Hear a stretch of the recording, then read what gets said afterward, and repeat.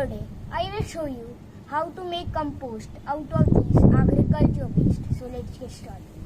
For demonstration purpose, I will just cut two agriculture waste. You can cut it like this.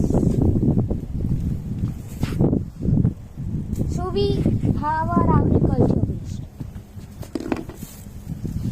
You just need to take it like this and put it in. I will just put it in our compost pit, and then you just have to add soil in it, as you can see.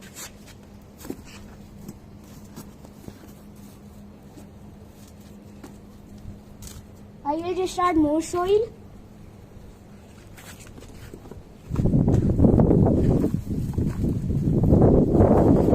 I will just tell it for proper English.